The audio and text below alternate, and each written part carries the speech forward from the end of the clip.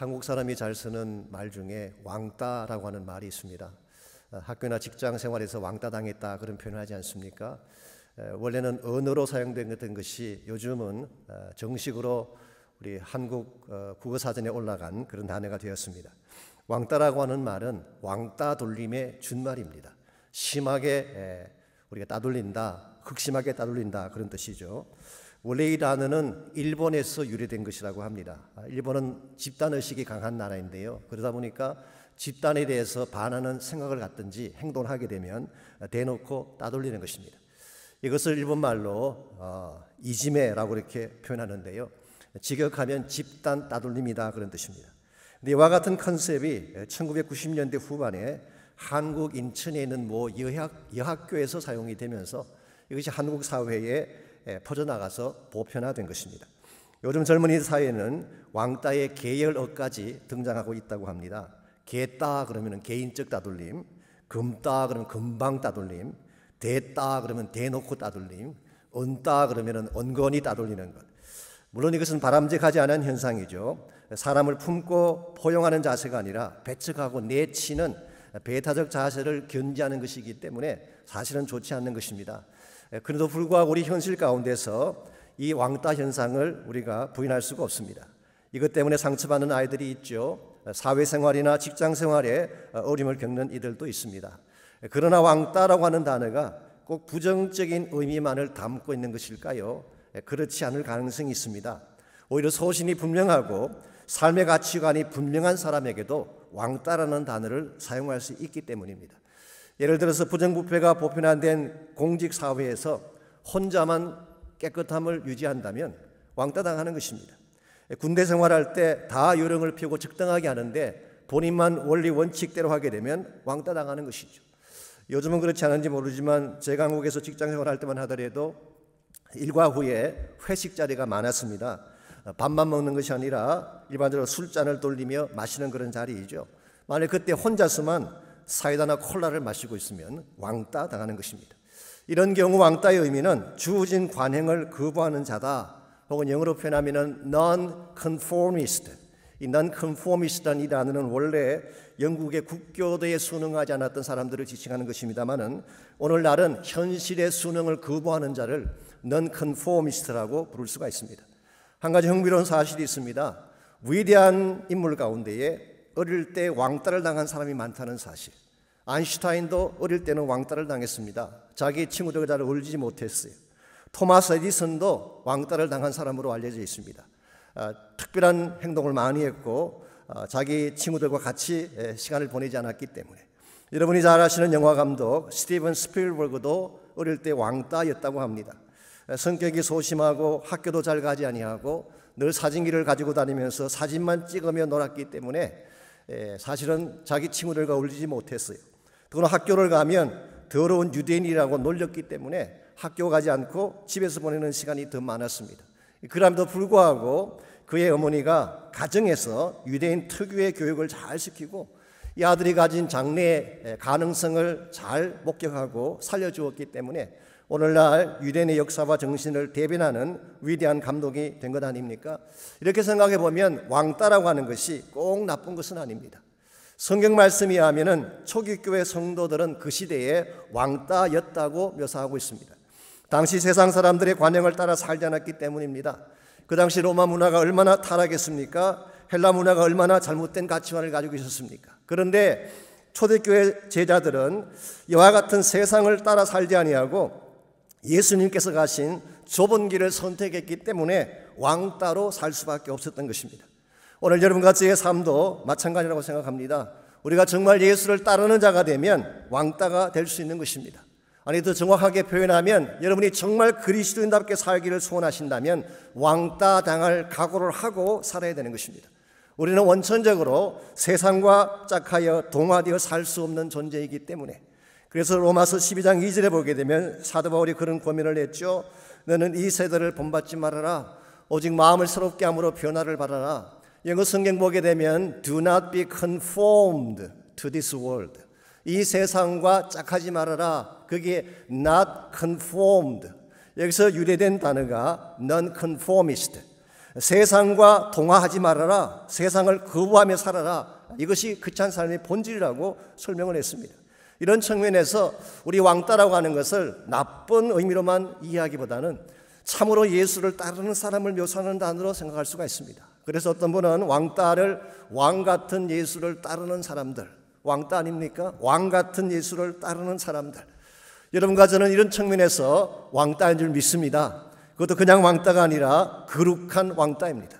우리가 왕따당함을 두려워하지 아니하고 예수님의 제자답게 바르게 살 때에 악한 세상 가운데서 우리 역할을 바르게 감당할 수가 있는 것입니다.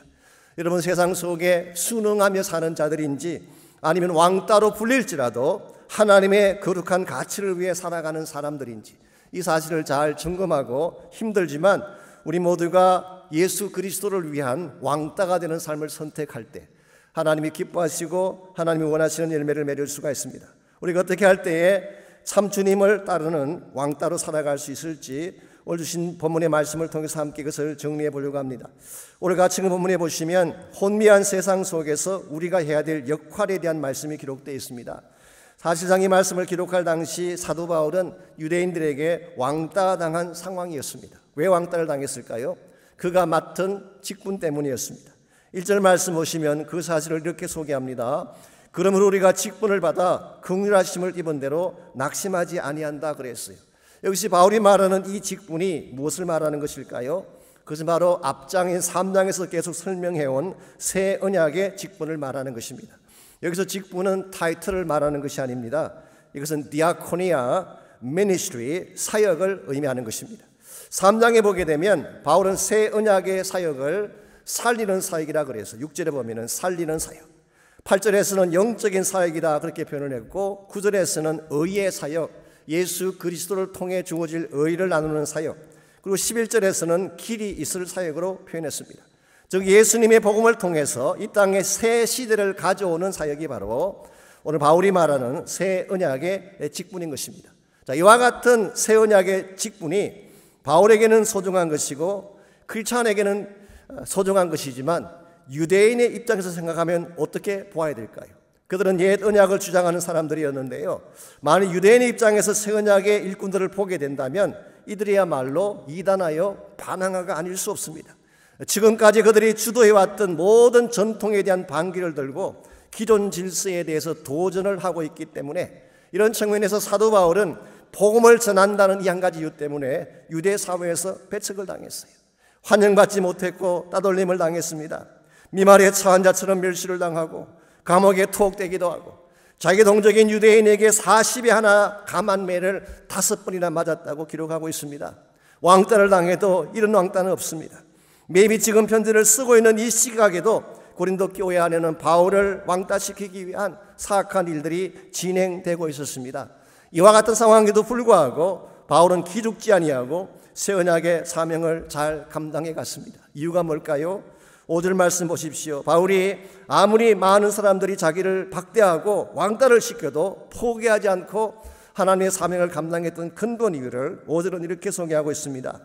우리는 우리를 전파하는 것이 아니라 오직 그리스도 예수의 주 되신 것과 또 예수를 위하여 우리가 너희의 종된 것을 전파하기 때문이다. 여기 보게 되면 사도 바울은 자기 자신을 전파하는 것이 자기 사명이 아니라고 말했어요. 자기 자신을 높이고 프로모션하고 만일 바울의 마음속에 자신을 높이는 것이 모든 사역과 삶의 목적이었다고 한다면 당연히 세상과 타협을 해야죠. 사람들의 구미에 맞는 행동을 해야 될 것입니다. 그래야 세상에 박수도 보내주고 또 출세도 할 수 있지 않겠습니까? 근데 사도 바울의 관심사는 그게 아니었어요. 세상에 박수 받는 것이 아니라 예수 그리스도의 주 되심을 전파함으로 말미암아 하나님에게 인정받는 것이 사도 바울의 사명이었기 때문에 바울은 누가 뭐라고 할지라도 본인을 억셉트하든 배척하든 왕따를 시키든 어떤 불이익을 주든 상관하지 아니하고 그에게 주어진 새 언약의 사명을 감당해 나간 것입니다. 오늘 여러분과 저에게도 이와 같은 의식이 필요하다고 생각합니다. 세상의 길을 감으로써 세상의 박수를 받을 것이냐 아니면 하나님의 길을 선택함으로 하나님의 박수를 받을 것이냐, 이 선택 가운데서 바른 선택을 하셔야지 참 예수 믿는 사람답게 살아갈 수가 있습니다. 오늘 여러분들은 어떻습니까? 이 땅을 살면서 거룩한 왕따로 살 용의가 있나요? 왕 같은 예수를 따름으로 말미암아 세상 사람들에게 불이익을 당하고 혹시 배척을 당할지라도 이것을 감당하며 극복할 용의가 있습니까? 우리가 어떻게 하면 혼미한 이 세상 가운데서 거룩한 왕따로 살아갈 수가 있을까요? 오늘 같이 읽은 본문에 보시면은 이 험악하고 악한 세대 가운데서 새 언약의 일꾼답게 살 수 있는 몇 가지 비결이 오늘 본문에 소개되고 있습니다. 첫 번째로 여러분과 제가 거룩한 왕따로 이 세상을 살아가려면은 은혜에 대한 인식이 필요합니다. 하나님의 은혜로 말미암아 내가 존재하고 나의 사역이 이루어진다. 이와 같은 인식이 있어야 됩니다.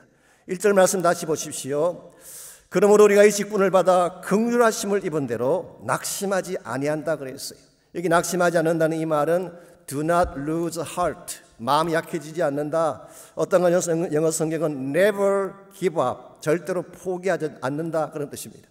어떻게 바울이 반대자들의 공격과 배타적인 태도에도 불구하고 이 직분을, 이 사역을 포기하지 않은 것일까요?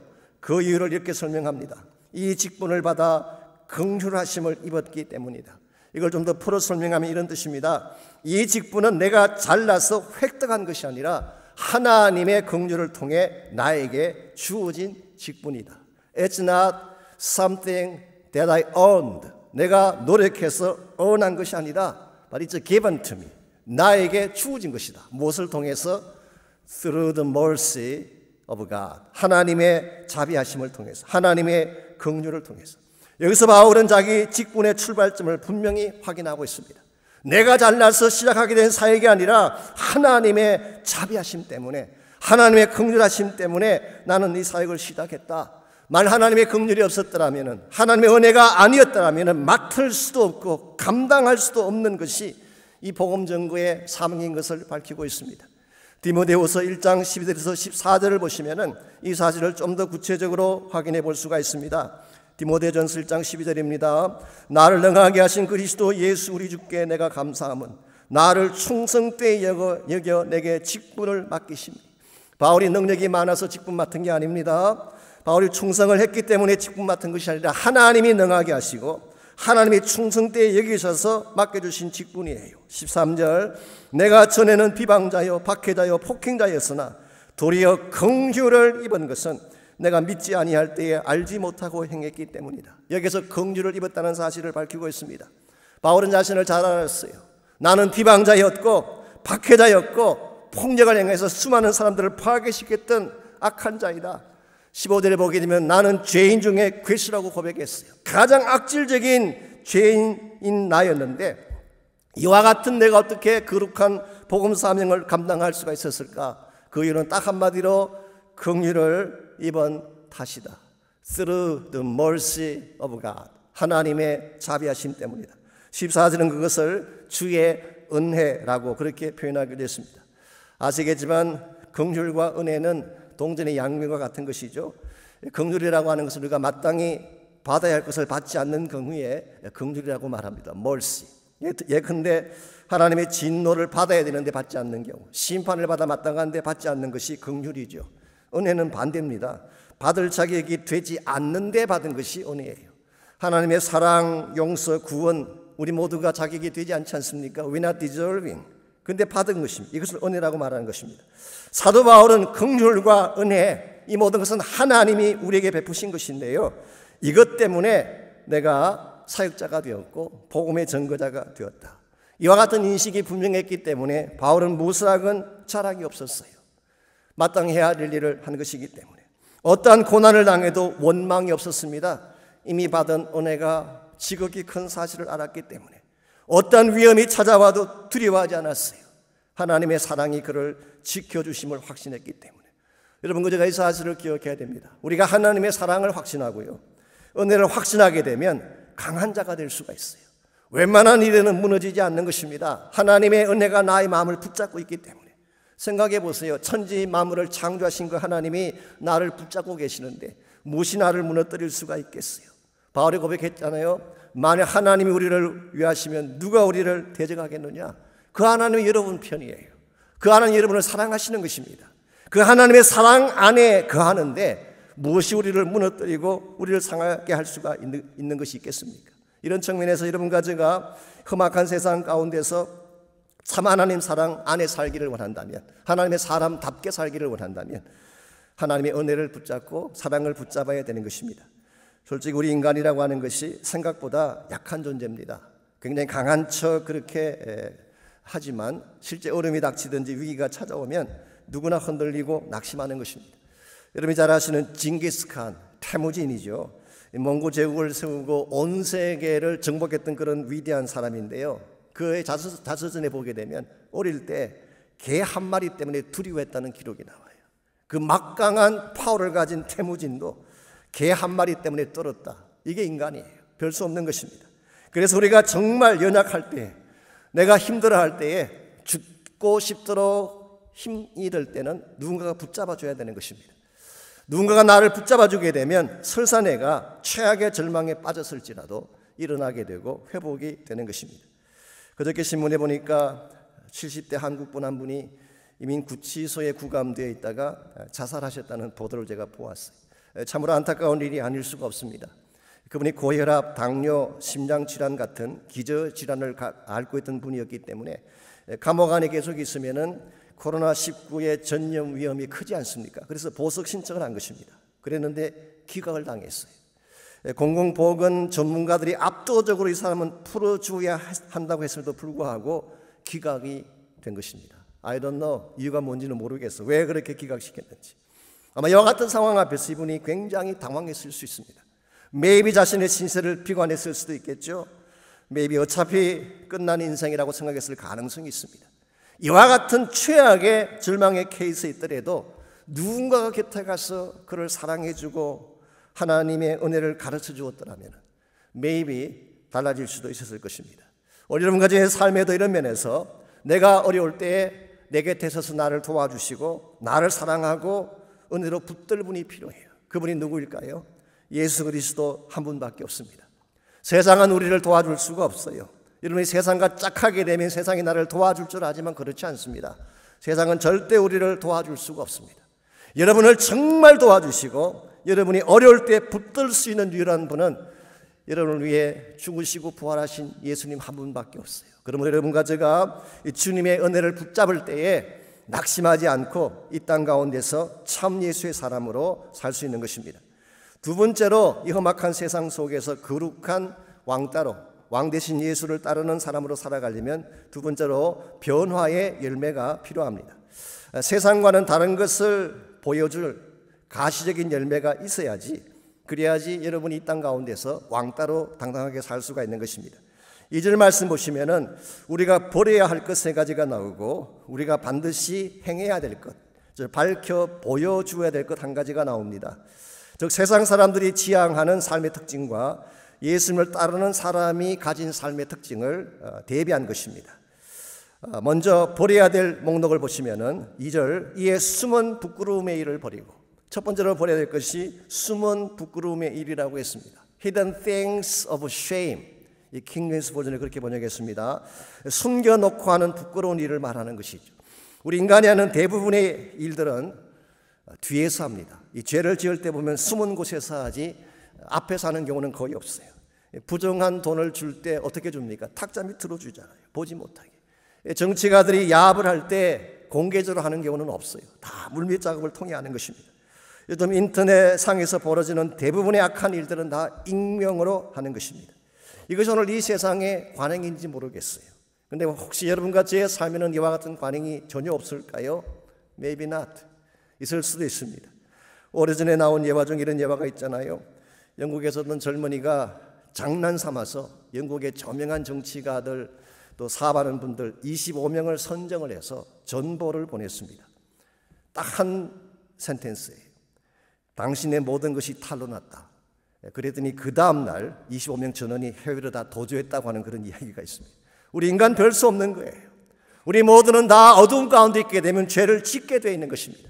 그런데 만일 여러분과 제가 예수님을 믿은 이후에도 여전히 숨겨진 어두움의 일 가운데 거하게 된다면 우리는 예수를 따르는 왕따로 살 수가 없는 것입니다. 그래서 우리는 첫 번째로 숨겨진 어두움의 일을 버려야 돼요. 두 번째로 버려야 될 것이 속임수입니다. 속임수. 속임으로 행하지 아니하며 그랬죠. 우리 계열 한글에서는 괴휼이라고 번역을 했습니다. Deception, deceitful things. 사람들을 속이고 사기치고 거짓말하는 삶. 이걸 버리지 아니하면 진실을 보여줄 수가 없는 것입니다. 세 번째로 버려야 될 것, 이것이 하나님의 말씀을 혼잡하게 아니하고 그랬어요. 말씀을 혼잡한다 이 말의 뜻은 말씀을 왜곡시킨다, distort한다, twist한다 그런 뜻입니다. 특별히 이 말씀을 전가하는 사람들이 자신의 이익을 위해서 하나님 말씀을 혼잡하게 만드는 것은 굉장히 심각한 죄가 아닐 수가 없습니다. TV에서 말씀을 전하시는 분들 중에 요즘은 그렇지 않지만 과거에 보게 되면 TV 이벤젤리스트들 가운데에 가끔 그런 분들이 계셨어요. 본인의 이익을 위해서 이렇게 복음을 사용하고 하나님 말씀을 사용했던 경우, 이와 같은 것은 굉장히 잘못된 것이고 피해야 되는 것입니다. 이와 같이 숨은 부끄러운 일, 속임수, 말씀을 혼잡하게 하는 이 세 가지를 다 버리고 나서 우리가 진실로 해야 될 한 가지 일이 뭘까요? 오직 진리를 나타내므로 하나님 앞에서 각 사람의 양심에 대하여 스스로 추천한다 그랬어요. 이것이 새 언약의 일꾼이 해야 될 정당하고 바른 일입니다. 진리를 나타낸다는 것이 무슨 의미일까요? 영어 성경 보시면 훨씬 더 이해가 쉽습니다. By manifestation of the truth. 진리를 드러낸다. 우리의 삶을 통해서 진리를 밝혀 보여준다 그런 뜻이에요. 여러분, 크리스천 라이프는 단순한 말이 아닙니다. 단순한 이론이나 교리가 아니라 나의 삶을 통하여서 하나님의 진리를 manifest, 나타내 보여주는 것입니다. 이와 같이 내 삶 속에서 보여지는 하나님의 진리가 분명할 때에 하나님 앞에서 각 사람의 양심에 부끄럽지 아니한, 그리고 자신 있는 그런 크리스찬으로 살아갈 수 있다 그런 뜻입니다. 이런 의미에서 여러분과 제가 정말 왕따답게 살아가려면은 우리 삶 속에 나타난 예수 믿기 전의 삶과 예수님 믿은 이후의 삶에 분명한 변화가 있어야 되는 것입니다.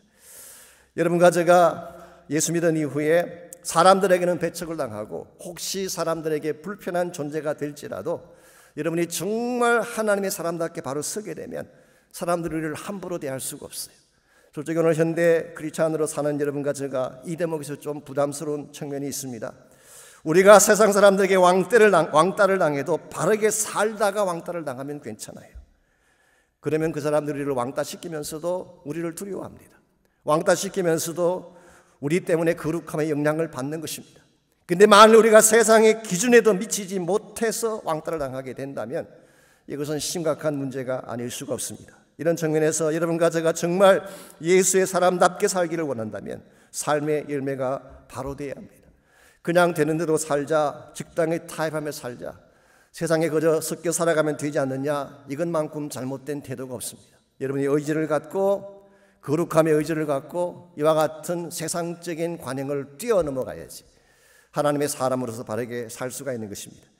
흥미로운 사실은요, 세상 따라 살지 않고 바르게 살면 망하지 않습니다. 오히려 하나님이 더 위대한 성공의 자리로 올려주시는 것입니다. 몇 년 전에 한국의 김성주라고 하는 여자분이 쓴 책이 한 권 있습니다. 나는 한국의 아름다운 왕따이고 싶다, 그런 제목의 책이에요. 이분은 아주 신실한 크리스찬입니다. 제가 그분에 대한 서를 좀 보았더니 원래 한국 모제불의 막내딸로 태어나서 연세대학교를 졸업하고 미국에는 엠허스트 칼리지에서 공부를 하고 런던에서 경제학을 공부한 사실은 재원이었습니다. 그런데도 불구하고 이번에 유학에서 한국으로 돌아온 후에 자신에게 주어진 프리미엄을 다 포기하고 월 18만 원 받는 봉급장이로 시작했어요. 창고일도 하고 막일도 마다하지 않고 하면서 자신의 길을 닦아간 것입니다. 나중에 이분이 사업을 시작했는데요, 뒷돈 접대가 만연한 한국 사회의 관행을 깨뜨리고 이중장부 서지 않고 정직하게 승부를 했습니다. 많은 주변 사람들이 비판했어요. 그렇게 깨끗하게 살아서 성공 못한다, 네가 무슨 돈키호테냐, 이와 같이 이분을 왕따 취급을 했습니다. 그럼에도 불구하고 이분이 바르게 정당하게 한 결과 12년 만에 업대 최고의 기업을 일구어내었고요, 1997년도에는 세계 경제 포럼이 선정한 4세대 지도자 100인에 선정되기도 하고 세계 여성 지도자 총회에서 아시안을 대표해서 기조 연설을 하기까지 했습니다. 이분이 어떤 크리스찬 청년 모임에서 다음과 같은 말씀을 선포한 적이 있습니다. 그대로 인용해 드리겠습니다. 크리스찬이라고 자처하면서 주일에는 교회 가서 울고불고 회개하고 주중에 일터에 나가서는 힘들다고 사회의 부패와 타협해버린다면 이 세상 어디에서 희망을 볼 수 있겠습니까? 옳은 것이면 해야 하고 가야 하는 길이면 가야 합니다. 이 땅에서 왕따 되는 것을 두려워 마십시오. 아름다운 왕따, 거룩한 왕따, 진리 때문에 자신을 드릴 수 있는 왕따가 많이 나와야 합니다. 얼마나 귀한 도전입니까? 거룩한 왕따가 된다는 것, 아름다운 왕따가 되어서 이 세상 가운데에 참된 메시지를 선포하며 산다는 것이 얼마나 귀하고 아름다운 삶입니까? 여러분 한 분 한 분이 힘든 가운데 살아가고 계시지만 이 세상과 타협하지 말고 거룩한 왕따가 되시기를 주의 이름으로 축원합니다. 아름다운 왕따가 되십시오. 그리고 세상에 보란 듯이 바른 것을 통해서 하나님의 역사를 이루는 그런 주역이 되시면 하나님의 영광을 받으시고 여러분 삶도 아름답게 주님 앞에 쓰임받을 수가 있습니다. 마지막 세 번째로 여러분 가져가 왕 대신 예수님을 따르는 왕따로 살아가려면 축복의 광선이 비춰야 하는 것입니다. 축복의 광선. 우리가 하나님의 은혜를 받는 것, 우리 크리스찬 삶의 출발점이라고 할 수가 있죠. 그리고 변화의 열매를 남기는 것, 크리스찬 삶의 과정이라고 할 수 있습니다. 그러나 이 모든 것들을 가능케 하는 근본적인 능력이 어디에서 오는 것인가? 하나님으로부터 오는 것입니다. 여러분 가져가 신실로 이 땅 가운데서 바른 삶, 밝은 삶, 건강한 삶을 살기를 원한다면 우리 힘만으로는 되지 않아요. 우리 마음속에 비추어지는 하나님의 광선이 필요한 것입니다. 오늘 3절과 4절을 보시면요, 이 세상의 신, 소위 말하는 마귀가 하는 아주 본격적인 일이 나와 있습니다. 3절, 만일 우리의 복음이 가려웠으면 망하는 자들에게 가려진 것이 아니라 그 중에 이 세상의 신이 믿지 아니하는 자들의 마음을 혼미하게 했기 때문이다. 여기 세상의 신이라는 표현이 나오죠. 근데 더 정확하게 번역하면 이 시대의 신, 그렇게 번역할 수가 있습니다. 헬라말 아이온이라는 이 단어가 age라는 뜻입니다. 그러므로 the God of this age, 이 시대, 이 세대의 신, 그렇게 번역하는 것이 더 정확합니다. 요한복음 12장 31절에서는 세상 임금이라 그렇게 표현했고 에베소서 6장 12절에서는 어두움의 세상 주관자라고 표현했습니다. 이것은 다 같은 한 대상을 표현하는 명칭이에요. 즉 마귀를 명칭하는 것입니다. 이 마귀가 하는 가장 핵심적인 일이 뭘까요? 사람들의 마음을 혼미하게 하는 것입니다.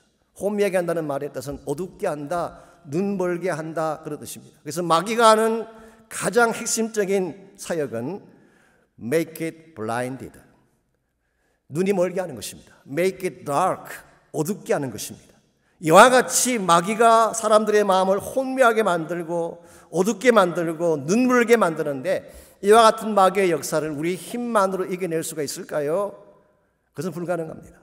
하나님 우리 마음속에 비춰주시는 이 모든 악한 것들을 다 도말시킬 수 있는 참된 능력의 빛이 필요한데 그 빛을 오늘 성경은 하나님이 주시는 광선, 하나님의 빛이라고 표현하고 있습니다. 6절 말씀 보겠습니다. 어두운 데의 빛이라 말씀하셨던 그 하나님께서 예수 그리스도의 얼굴에 있는 하나님의 영광을 아는 빛을 우리 마음에 비추셨느니라. 어두운 데의 빛이라 말씀하신 그 하나님이 어떤 하나님일까요? 창세기 1장 3절 말씀에 하면은 천지를 창조하신 하나님입니다. 하나님이 빛을 창조하셨어요. 빛이 창조되는 순간 어둠이 떠나간 것입니다. 그런데 그 동일한 그 하나님이 오늘날 우리의 마음속에 예수 그리스도의 얼굴에 있는 하나님의 빛을 아는 빛을 비춰주셨대요. 이 말이 구체적으로 무슨 말일까요? 이 말은 이런 뜻입니다. 주님의 얼굴에는 하나님의 영광이 있어요. 여러분이 주님을 바라보게 되면 하나님을 볼 수가 있는 것입니다. 그런데 주님의 십자가를 보면 하나님 사랑을 알 수 있잖아요. 하나님 우리를 어떻게 사랑하셨는지. 주님의 부활을 보게 되면 하나님의 능력이 어떠한지를 알 수 있지 않겠습니까? 죽음 권세마저도 이기신 능력. 예수님의 공생애를 보시게 되면 우리를 향하신 하나님의 심정을 알게 됩니다. 돌보심이 어떠한지를 알게 되는 것이죠. 이와 같이 하나님의 예수님의 얼굴에 있는 이 빛, 이게 바로 하나님을 보여주는 것인데요.